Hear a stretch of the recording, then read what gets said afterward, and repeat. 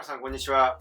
今日はですね、ニューロマンサーっていう小説持ってきました。これ私がね、もう結構前に買ったんですけど、本当に読みづらくて、最後まで読んでないです、未だに。で、これはすごい有名な SF 小説で、今サイバーパンクと呼ばれているジャンルの走りになりました。これが最初ではないんですけど、一番有名な作品で、この小説なんですけれども、最初のシーンがですね、日本から始まります。千葉シティ、闇クリニックが乱立するですね、恐ろしい場所として描かれています。実際に読んでみるともうなんか日本じゃないみたいな描写いっぱい出てきます。未来の千葉シティには滋賀通りっていうのがあって、そこで屋台でお寿司売ってます。で、あとはコオロギとかカマキリとかを道端で売ったりとかしてるんですけど、日本人が見たらどう見ても中国だって話で、要するに想像で書いたってことがわかるわけですよ。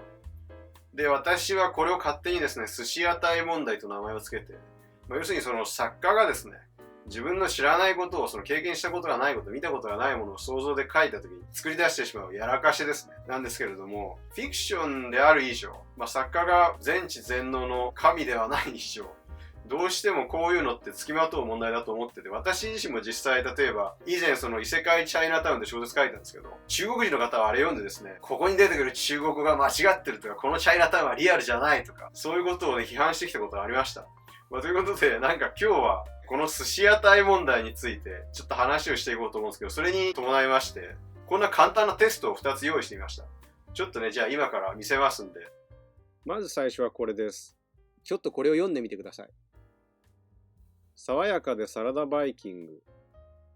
せっかく浜松に来たのだから、噂の木更木駅とやらを見に行こう。そう思った私、実際に行ってまいりました。新幹線光で東京駅から新浜松駅まで2時間。そこから遠州鉄道の天竜浜名湖鉄道に乗り換えて終点鷺宮を目指します。ここが映画、木更木駅のモデルになったとされる駅です。という感じで続いていくんですけれども、あとは読みたかったら読んでください。一応ね、画像だけ貼っておきます。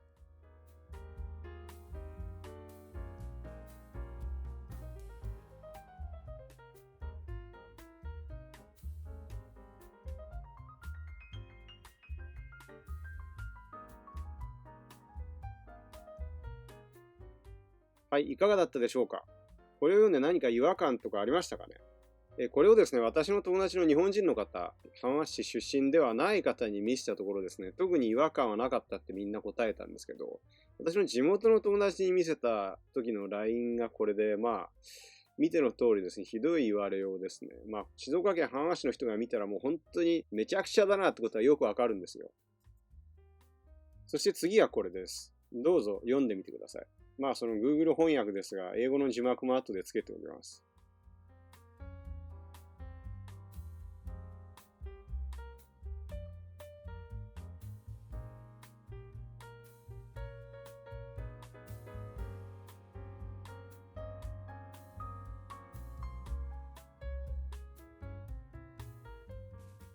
はい、いかがだったでしょうか。